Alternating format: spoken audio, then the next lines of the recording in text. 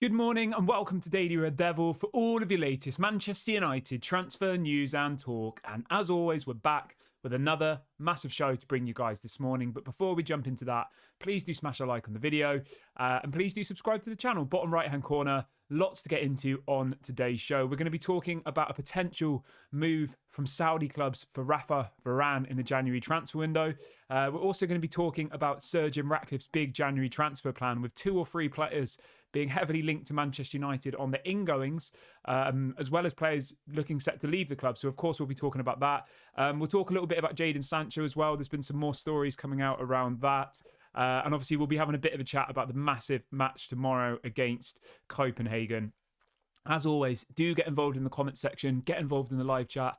Let me know your thoughts on everything we discuss on today's show. So let's start off with this Jadon Sancho story.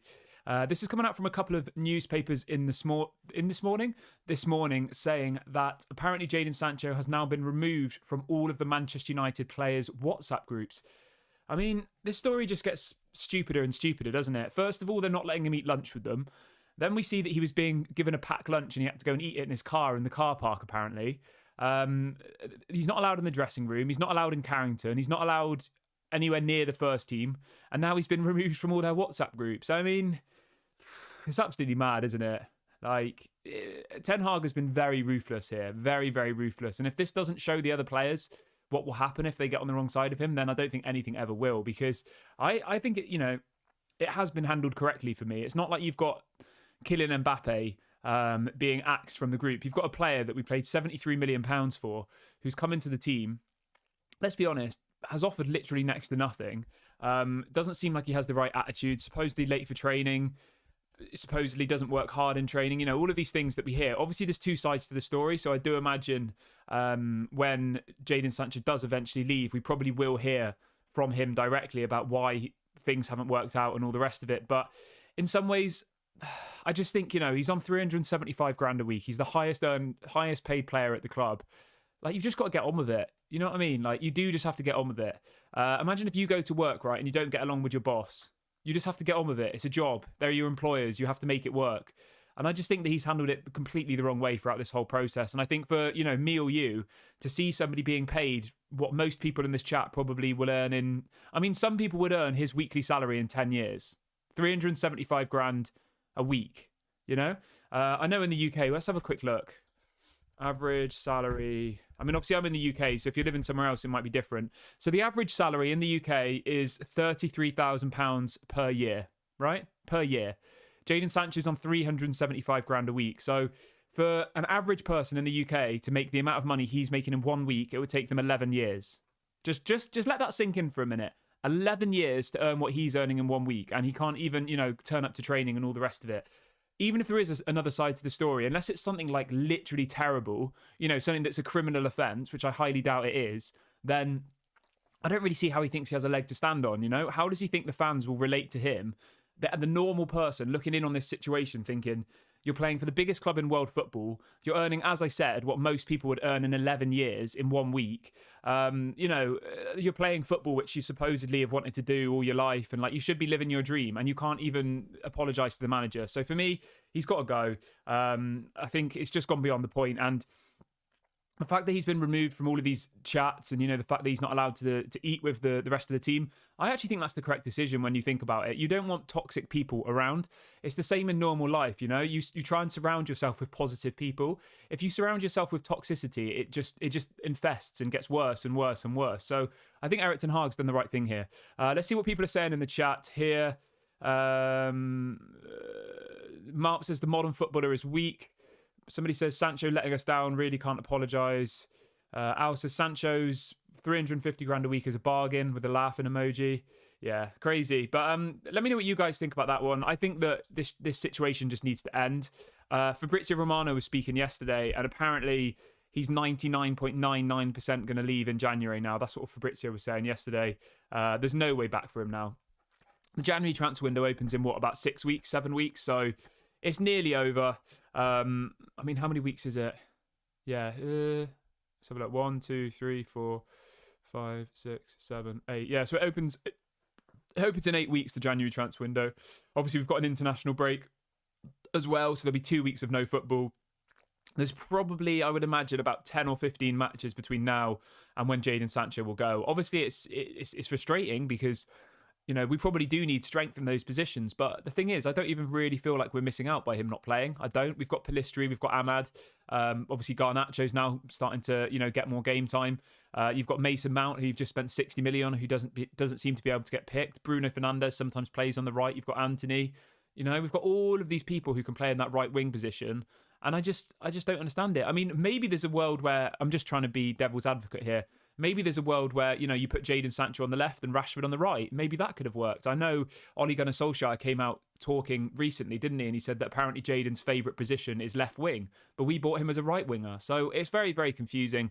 And I think it's one of those ones where we just need to rub our hands of him, send him off to somewhere else, hopefully get some money. Hopefully we can sell him to someone in Saudi so we actually get a transfer fee. Obviously at the moment it's looking more like it'll be a loan with potentially an option to buy, which is better than nothing, but it's still a little bit frustrating. And the thing for me, right, with this option to buy, it has to be an obligation to buy, because what's the point in loaning him out for 6 months and then in the summer just being stuck with him anyway? There has to be some sort of exit plan here. Let's see what people are saying in the chat. Richie says, Todibo coming in January. Thanks, Ineos. First stage of Ineos input to Manchester United. Varane, as great as he was, is a liability with injuries. Yeah, we'll talk about Raphael Varane now because, yeah, I think this one's going to create some mixed opinions. Everybody smash a like on the video quickly if you haven't already. And please do subscribe to the channel, bottom right-hand corner. Let's talk a little bit about Varane then, shall we? I just want to say this as well, actually, before we move on from Jadon Sancho. I really like Jadon Sancho. I do. As a player, I think he's going to go on to do really, really good things. I think he definitely is talented. I just don't think he has the right mindset. And maybe that is partly the manager's fault as well. Maybe they just don't work together. Maybe they just conflict. There's conflict between them. They're two different personalities, and we just don't know, do we? So I don't think Jadon Sancho is a flop, personally. Obviously, his time at Manchester United hasn't worked for me, but I do genuinely think he's a good player. And I genuinely reckon wherever he's going to go next, I reckon he'll do really well.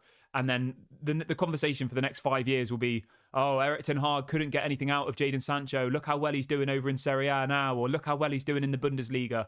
Like, I'm almost certain he'll go somewhere else and perform. But that's just the way it is, isn't it? Stuff just doesn't seem to happen at Manchester United. You know, you get all of these massive players coming, the Alexis Sanchez's, all of these types of big names, right? They come in and it just doesn't work. So it's hardly a surprise.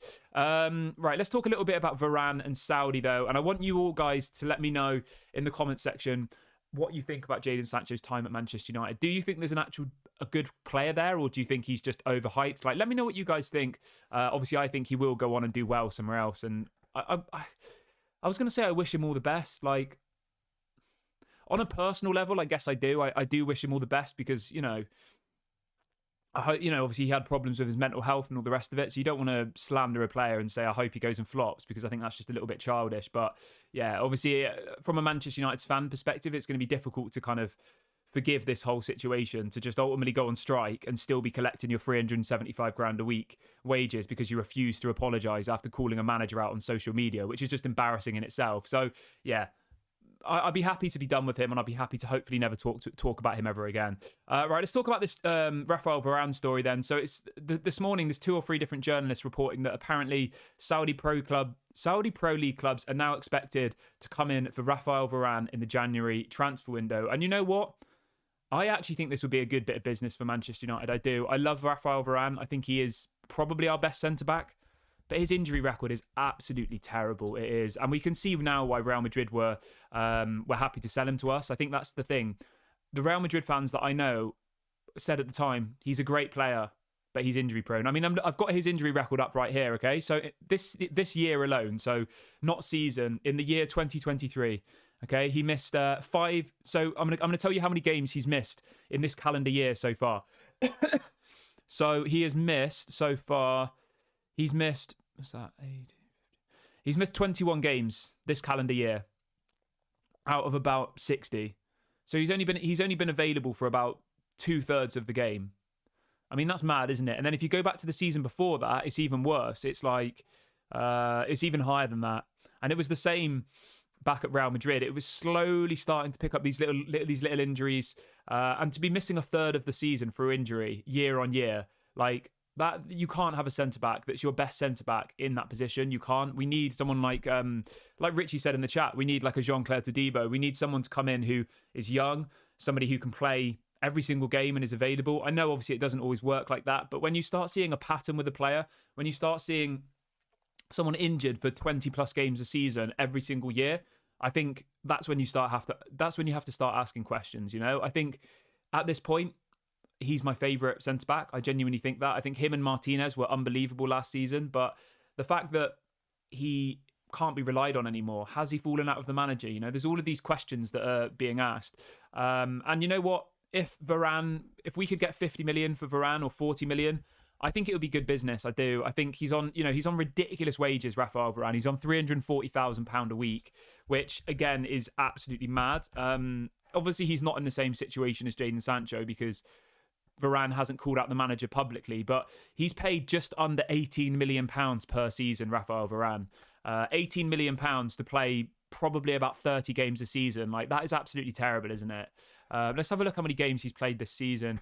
So let's have a look. So this season he's played 570 minutes in total, and we've played 11 games in the Premier League. We've played 3 games in the Champions League. We've obviously played League Cup. We've probably played about 16 games this season, and Raphael Varane has played the equivalent of about 5 games out of 16. So he's only played in about 1/3 of our games because of injury. He's missed so many important games. He missed the Arsenal game, the Brighton game. He missed the Brentford game. Obviously, he didn't play against Fulham, supposedly because he was sick. He didn't start against Man City, supposedly because of tactical reasons. You know, there's all of this stuff going on behind the scenes that no one really knows the answer to. So I'm not going to speculate about and try and say, oh, it's because he's fallen out of Ten Hag. We don't know that. I don't think Ten Hag and Casemiro have fallen out personally. I think that's just a lame excuse to try and deter from the real problem. Sean says Tap Soda from Leverkusen is better than Todibo. Yeah, he looks like a good player. I really like Antonio Silva, Gonzalo Inacio. I like Jean-Claire Todibo. I like there's about 3 or 4 centre-backs out there that I think would do the job at Manchester United. Carlos says, I've got a feeling that the Sergeant Ratcliffe deal will crumble. Just my opinion. Remember, the 6 Glazers, not 2. And yes, I would cash in on Varane. Yeah, I mean, I did see a story this morning saying that apparently there is murmurs saying that Sergeant Ratcliffe's having troubles with the funding of it because ultimately he doesn't want to use his own money. He wants to leverage the money against Ineos, doesn't he? He wants to take out a loan, and that the interest rates are so high at the moment, and there's these question marks.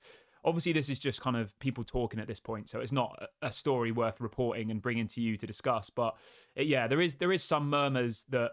Is there something going on behind the scenes which is maybe putting off Sergeant Ratcliffe because of the money involved in this kind of deal? Al says Mason Mount on 250 grand a week is outrageous. Yeah, mate, that I will never understand that. Mida says, is Malacia alive? I haven't seen him for a long time. I don't know what's wrong with Malacia, to be honest with you. He's been out for a very, very long time, hasn't he? Let me see if there's any news about him. Yeah, I mean, there's literally nothing. If you go on the internet and try and find anything about Malacia, there is zero at zilch. But back to Raphael Varane, I think if we could, cash in maybe... I mean, it would have to be about £40 million for me, I think. Somewhere around that kind of mark. Obviously, he's still relatively young when you actually think about it. He's only 30, which isn't that bad, When you think our starting centre-back at the moment is Johnny Evans, who's 35. Like, he could, if he looks after himself, which he doesn't really seem to be able to do at the moment, he could play until he's in his mid-30s. So he could easily go to Saudi on a 5-year deal, I reckon, and that would be him then set for the rest of his career on ridiculous amounts of money. I'm just having a look how much Koulibaly went to Saudi for, because he's kind of, obviously Koulibaly is nowhere near the level of Raphael Varane, but he went to Al Hilal for 23 million in the summer, and he's 32. So I would expect to get at least 40 million euros. If Al Hilal gave Chelsea 23 million for a player who, let's be honest, flopped, Koulibaly, in the Premier League, and is 2 years older than Varane, and doesn't have the kind of, the pedigree on the international stage as Varane. Varane's a World Cup winner. He's a massive brand, whereas Koulibaly isn't.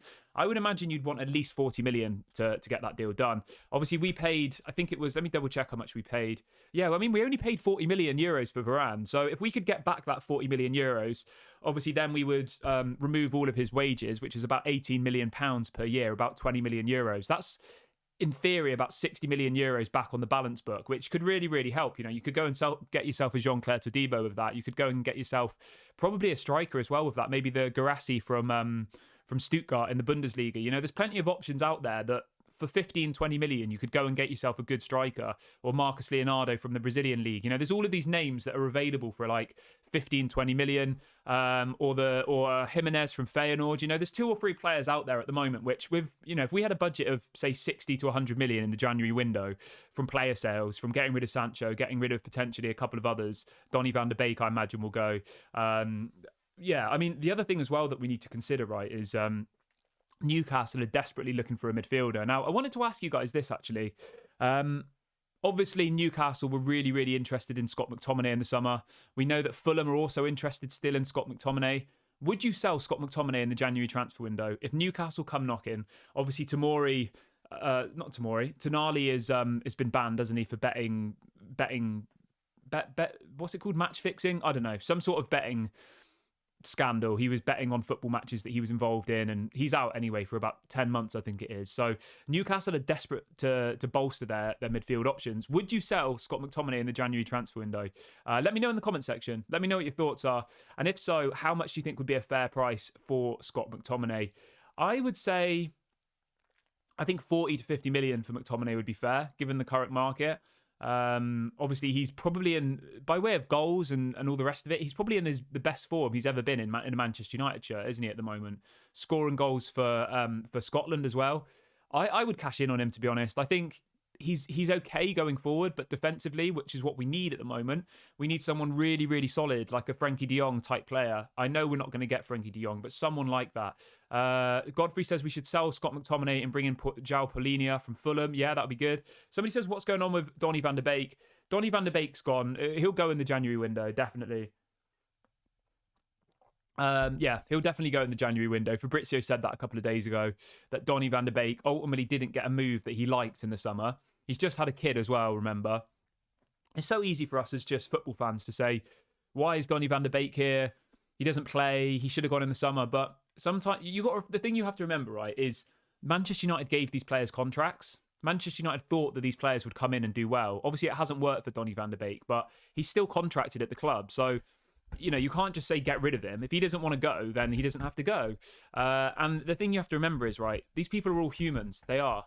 He's literally just had a baby, like a couple of weeks ago, a newborn baby. If you were on the brink of, welcoming a child to the world, would you be wanting to move to Turkey or would you be wanting to move to Spain or to Italy when you're settled in Manchester? I probably wouldn't. I would say, let's stay here a year. Let's see how I get on. I'll just keep training. And then maybe next year, when my contract's starting to run down a bit, I'll then start thinking about my next move. He's got 2 years left on his deal. So it's not urgent for Manchester United to get rid of him because they've still got a bit of value retained in him.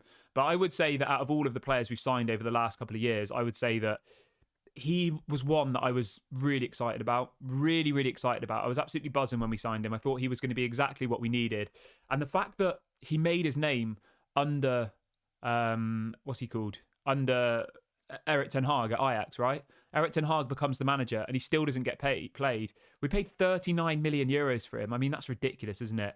I reckon we'd be lucky to get 10 million euros for him now, personally. I think his stock price is literally at rock bottom. He's still only 26 years of age, though, remember, but I'm just looking at his stats now. He's only played 21 minutes of football for Manchester United this season. 21 minutes in all competitions in 15 games. Like, that is terrible. If you compare that to, say, let's have a look at Bruno Fernandes, for example, to have only played 20 minutes of football, and he's not injured either, remember, he's available. Erik ten Hag clearly doesn't fancy him. Bruno Fernandes has played 1,196 minutes so far for Manchester United. He's appeared in all 15 matches, right? Whereas Donny van de Beek's played 21 minutes and he's not injured. That just sums it up for me. So he'll definitely go in the January window. How much money we'll get for him, I don't know. Reg says Donny has no ambition. The thing is, right, I get all of that, but I also think it's a little bit unfair, to be honest. Like, if you look at it from a human level, if he was a single man, no wife, no kids, all the rest of it, like maybe you'd say, go on, go off, go and do something else. But he's settled in Manchester. He's got a young child already, and they've just had a baby, him and his wife, like a couple of weeks ago. Like, I get it. I get it.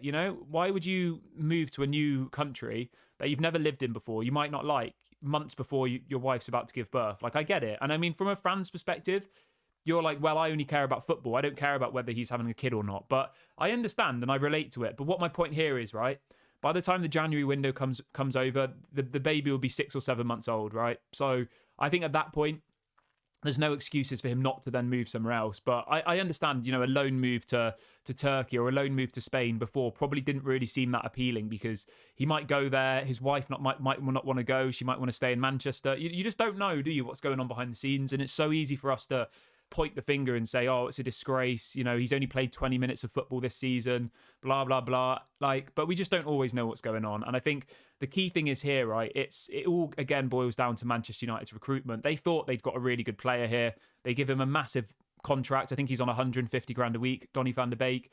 I think he was on about a fifth of that at Ajax. He was on about 30 grand a week. They give him 5 times his salary, a 5-year deal for a player that, let's be honest, has looked average at best the whole time he's been at Manchester United. And again, that points back at Manchester United. Like, they need to be more ruthless. They just need to say, you're not part of this. You're not part of this. You just need to go. Let's have a look.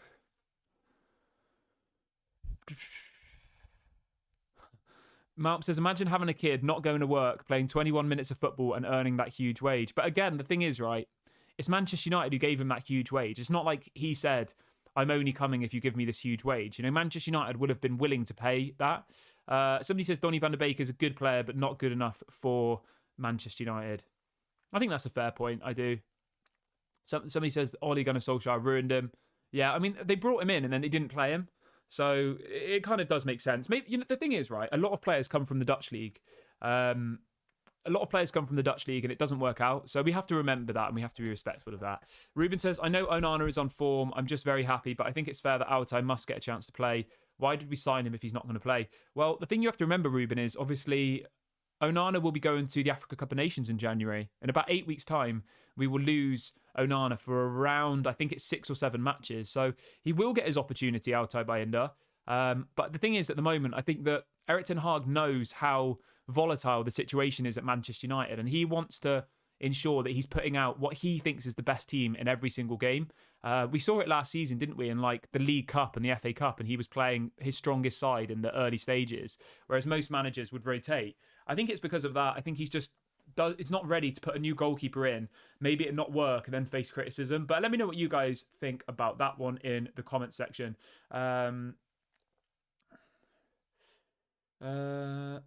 Fred says, because Erik ten Hag doesn't play him doesn't mean he's a bad footballer.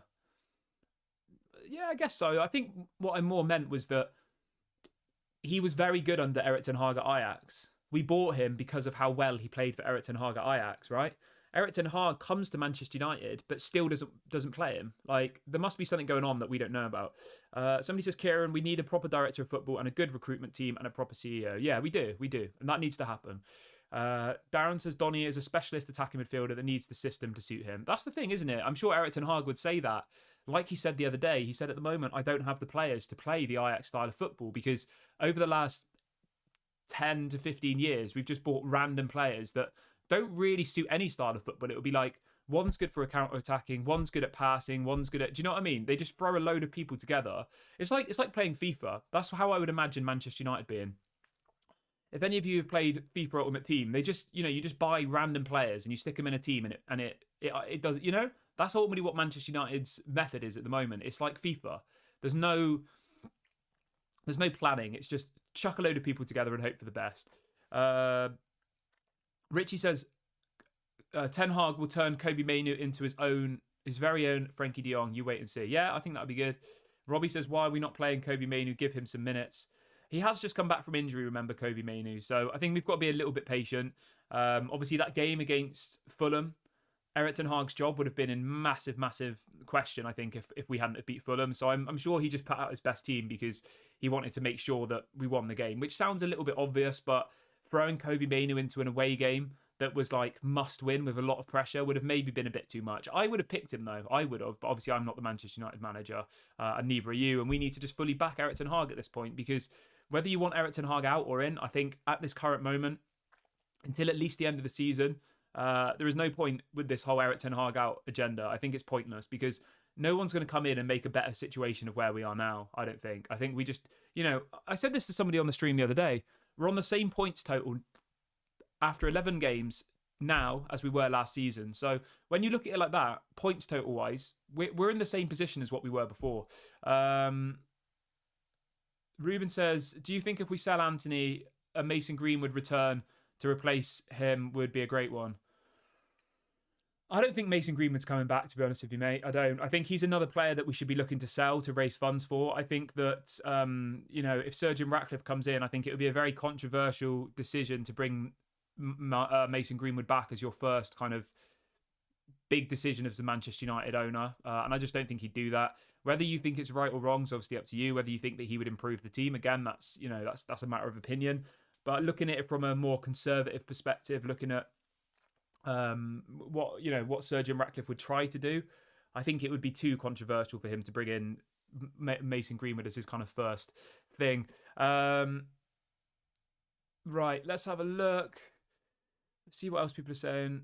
Paul says Mainoo has played for the under-23s. Yeah, so Mainoo has been playing since he come back from injury. As Paul says, he's playing for the under-23s. I think he got 3 assists in one game. So he is building up fitness and momentum, but there's a big difference between playing for the under-23s and playing for Manchester United in the Premier League. Like, it's levels above, right? So we've got to be respectful of that. Somebody says, I thought we had 20 points last season. No, I had a look earlier. If you type in Premier League season, so if you type in Premier League 2022-23 table after 11 games, type that in on Google. The website is, I don't know if I can put websites in the chat. Let me see if I can.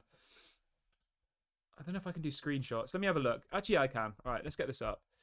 So I'm just going to get this up now so you guys can see.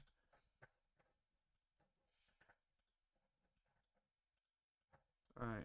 Okay. All right. So there's, I'll just put it down there for a sec. Oh, put it up there. So that's the Premier League table from this time last season. 18 points. We were on 18 points after 11 games, right? And then if we get the Premier League table up now, I think we're lower down, but that's just because other teams have done better. So yeah, we're on 18 points. And then this season, so that's last season's. And then this season is here. That's this season. So 18 points, Man United. And then if you look at the other one, 18 points. What's our goal difference saying? So our goal difference is -4. It was -2 at this point last season. Yeah. So, I mean, obviously it's not good, but I don't think it deserves all of the mass hysteria that's maybe being put out there. Let's have a look. Robbie says, what would be your key signing in January? I would say that we need a striker and we need a centre-back. That would be my priority. I think someone like Jean-Claire Todibo, Antonio Silva, Gonzalo Inacio, whoever it might be, a centre-back, and definitely a striker. I think that would really, really help. Obviously, it also depends then if Sancho goes, maybe we need a winger. Yeah, lots of different things to consider. But I'm going to wrap the video up here, guys. Thank you so much to everyone who's watched the show this morning. Please do make sure to smash a like on the video before you go. Please do subscribe, bottom right-hand corner. I'll be back at 6 o'clock UK time, so do make sure you are around for that. I hope everyone has a lovely day. This has been Daily Red Devil, and I'll speak to you all a bit later.